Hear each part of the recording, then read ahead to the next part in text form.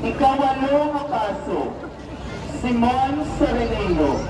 Ang pagbulig ni Simon Sereneo pasan sang krus ni Jesus.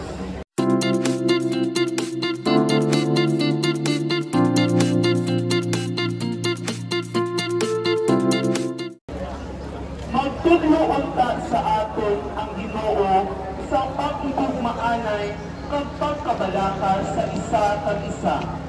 Kay wala si kalipayan ang tao na nagapangabuhi nga maiya-iyahon. Kag hindi mabuhi ang tao sa iya kaugalingon lamang. Kabay na ang pagbulig ni Simon Sereneo magbula sa kadalok kag kasakon sa aton kalipusoon, kundi magtudlo sa aton sa pagbulig sa iban, kay kunyara ang pagkiliusa, ang kasubok kag kalipay sang isa, kasubok kag kalipay man sa tanan. Ang paso sang Simon Sereneo ginapanagiyahan ng kay Mr. and Mrs. Carmelo and Mary J. Martinez Andaya and family.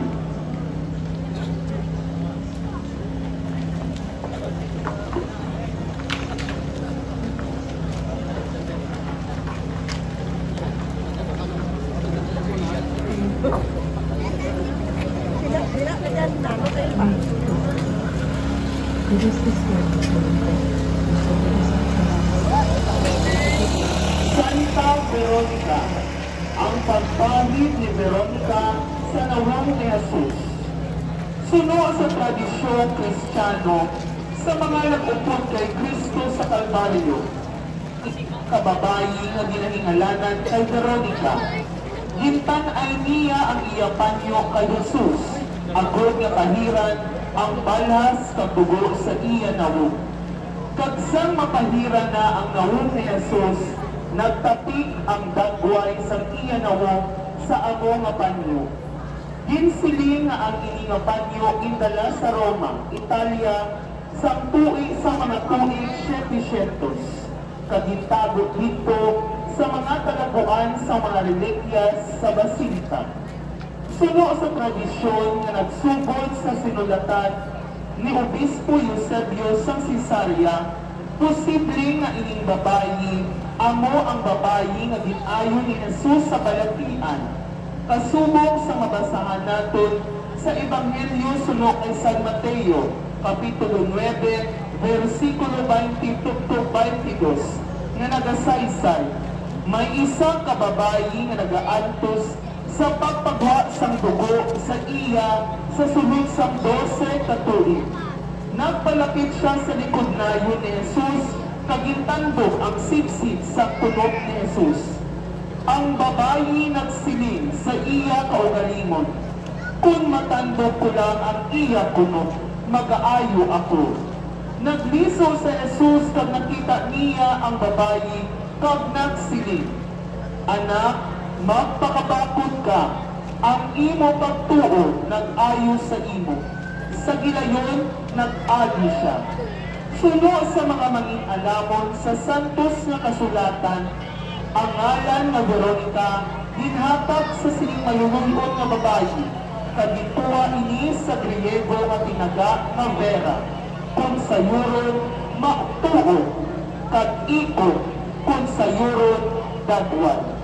Ini nga ngalan nagapanugdog sa aton iya panyo sa diin gitapik ni Jesus ang matuod na dagway sa iya nawong. Ang paso sang Santa Veronica ginapanagiyahan sang heirs of the late Carlos Jr. and Norma Andaya, care of Engineer Russell Andaya and family.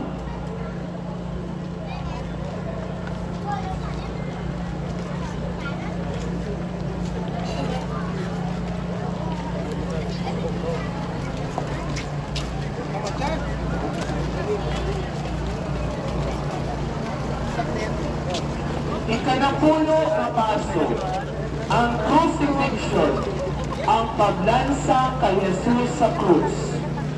Ang Ginoo na patay tungod sa ato, iya ginhalad ang iya lawas ginula ang iya dugo, agon kita magkabuhi nga may kahilwayan.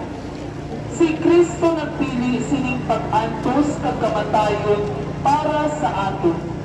Agon nga hindi kita mahadlok sa paghalad man sa aton kaugalingon sa pag-alagad sa Dios kag sa isig katawo. Paagi sa iya kamatayon, ginkuha niya ang dalit sini. Agon kita mabanhaw kag mahatagan sing bag-o nga kabuhi paagi sa iya pagkamatay.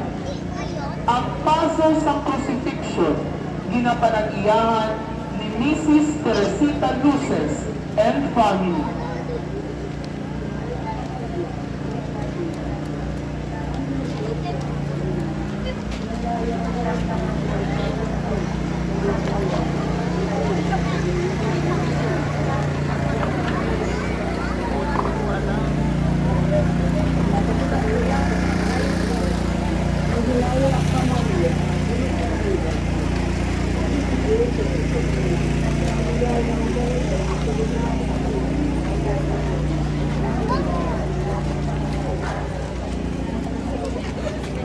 Ika-11 nga paso, ang Santa Cruz.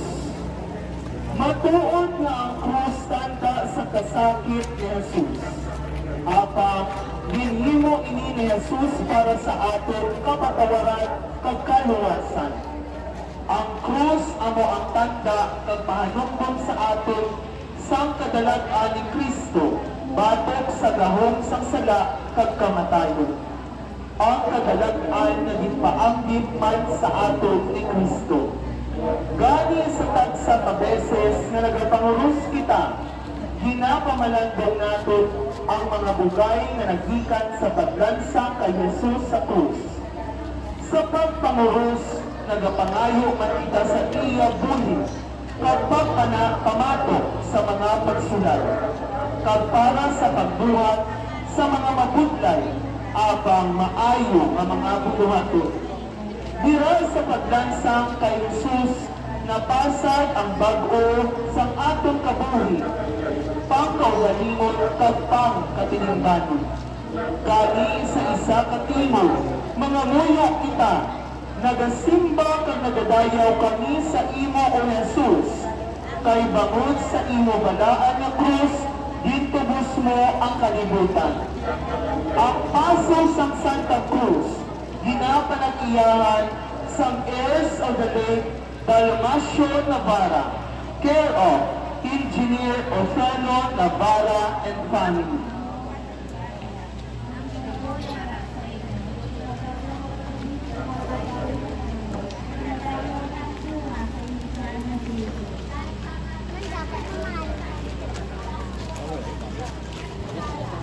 Ika-12 nga paso, ang Gostra o Pieta. Kini nga imanin sa Pieta, isa ka bunga sa abilidad sa eskultura na hanungod sa napatay na Jesus sa sakap sa iya ilod. Bangod sa bantog na debosyon kay Jesus na napatay kay Maria na nagkasakit upod sa iya anak. Madamo nga mga abilidad sa arte ang nag-interpretar sa padalog nga paghiliusa sa duha ka tagipusoon nga nag-antos. Ini nga imahe nagapahanungdom sa aton sa matuod nga papel ni Maria kag ni Jesus sa pagbag-o kag pagluwas sa tanan nga katawhan. Kung kaisa ginatawag ini nga imahe nga angustia. Ini nga ngalan ikuha halin sa Latin nga anggusta, kung sa Europe makitid.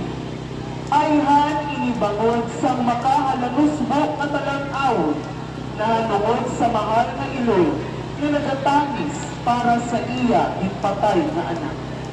Isa ka talang-awon na matuod na nagapakitid sa aton paginhawa sa kasubo at kaluoy. Ang paso sa angustia, ginapanag-iyahan sa heirs of the late Rafael Donato, care of Daisy Ricardo and family.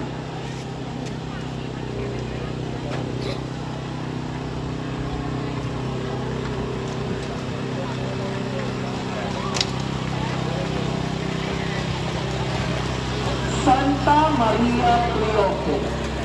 Dinsuling ang gugma, waay nagakilala sa kahadlo. Ini nga kamatuoran, makita natin sa mga babae na nag-unong kay Jesus sa idalong sa Iyaktos. Bisan pa ang ila presensya, nagpakilala sa ila nga sumunod ni Jesus. Bisan pa ini siya, ginakabig na isa ka kriminal. Ining mga babae nagsunod kay Jesus, bisan pa sa krus, kabisan pa nga ang mga sumunod ni Kristo nga mga lalaki nagpalagyo kag nagpanago. Matuod din na din pakita sining mga babae nga kung may paghigugma, waay si kahadlo. Ang paso sa Santa Maria Cleophas, ginapanag-iyahan sang heirs of the late Flaviana Lusabia, care of Mrs. Benilda Lusabia and family.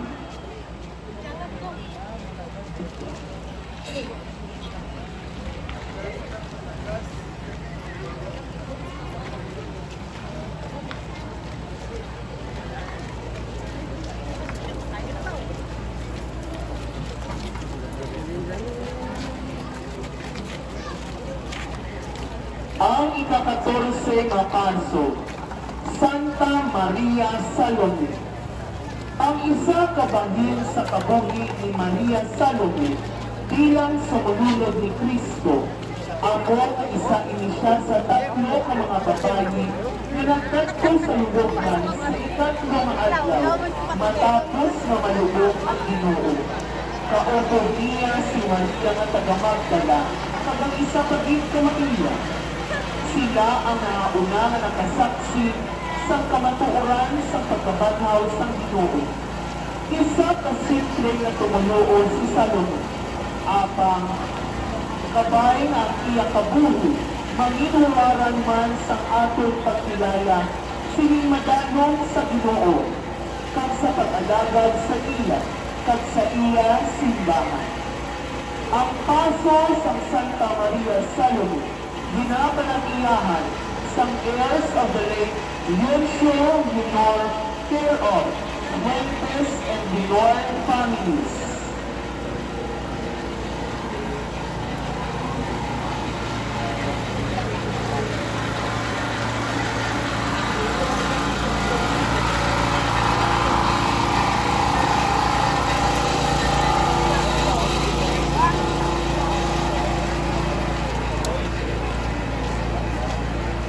Tapi kan tidak